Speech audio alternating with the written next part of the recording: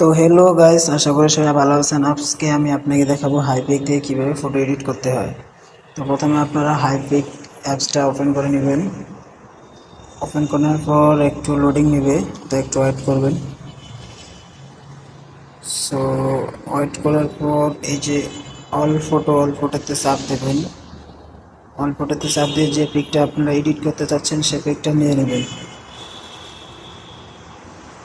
নিয়ে নেওয়ার পর আজকে দেখাবো কিভাবে ব্যাকগ্রাউন্ড চেঞ্জ করতে হয়। সো এই যে আপনারা অ্যাডজাস্টে চলে আসবেন। অ্যাডজাস্টে আসে এই যে অল এসেন্স এটা অন করে দেবেন।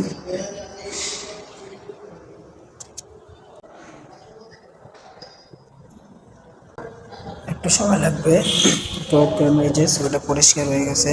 তো এখন আসল কাজ হচ্ছে আমরা কিভাবে ব্যাকগ্রাউন্ডটা চেঞ্জ করব। এখান থেকে আপনারা এটা কেটে নেবেন। কেটে নেওয়ার পর জাস্ট অ্যাডজাস্ট করবেন। অ্যাডজাস্ট করার পরে এইতে আসবেন।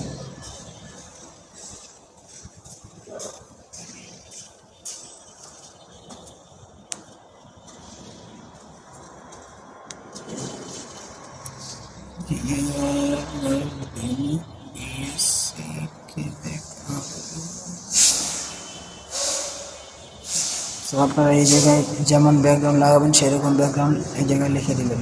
তো এই জায়গায় আমি লিখে দিচ্ছি গার্ডেন বাগান, গার্ডেন ব্যাকগ্রাউন্ড, তো জেনারেট।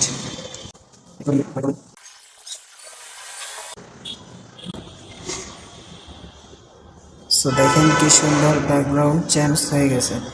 তো আপনাদের যেটা ভালো লাগবে সেটা সিলেক্ট করে নেবেন এখান থেকে। সো আমার এটা ভালো লাগছে, আমি এটা সিলেক্ট করে নিলাম। সিলেক্ট করে নেওয়ার পর ঠিকই ক্লিক করবেন। তারপরে এক্সপোর্টে চাপ দেবেন। ছবি আপনার পিকটা গ্যালারিতে অ্যাড হয়ে যাবে।